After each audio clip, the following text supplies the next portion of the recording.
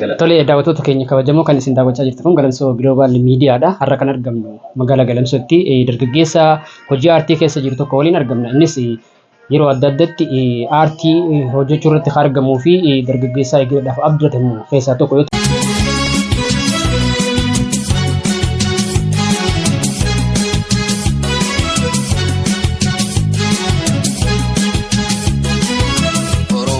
Isa hojii wal barraa jalqaba maqaa isaa himuudhaan hojiirra jiru gabaabsinaan nutti himuu walitti deemna.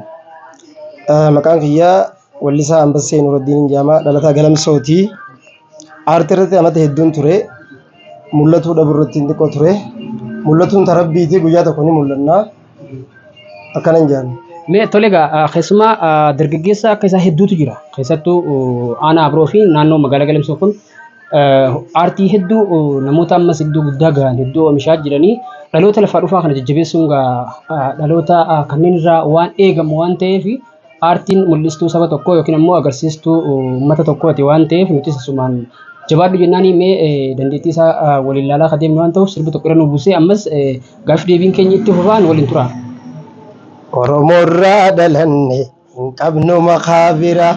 Uummanni qulqulleesse hojjechuun beeynu shira eenyummaa keenya bara sochii kaleessaatirra oromummaan dhaloota gaaquun dandeessanirra warshaan jeequmsa bara obtuun oloola dara harkaa haqabtunirra jalqaba uumaa dura waqarra badhaafamne Oromoo tahuu keenya dabballe nutti himne sabboonummaas ni qabna guyyaa keessaan harkanne amma adagarraa kaane lubbuu sittiin qusanne dhiira abbichuu keenya jira laalaa galmeessinarra dhiira abbichuu keenya jira laalaa galmeessinarra.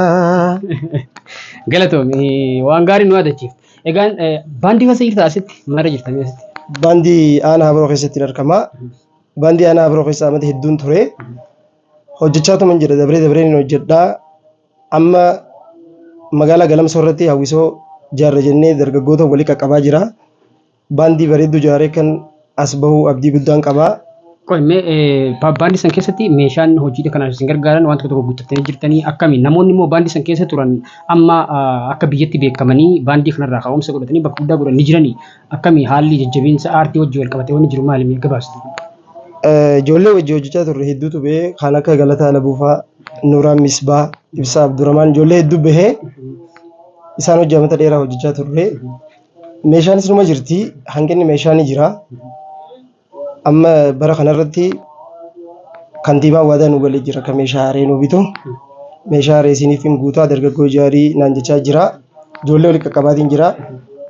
Hawwisoo bareedduu ijaaree kan as bahu abdii guddaan qaba. Tole daawwattoota keenya kabajamoo turtiin gabaabaan artiist Ambassee Nuuruddiin wajjin goone kana fakkaata waliin dubbii keenya osoo hin goolamne dura sirba tokko irra nu haayee bal'inaan sagantaa biroo qabannee kan walitti deemnu ta'a.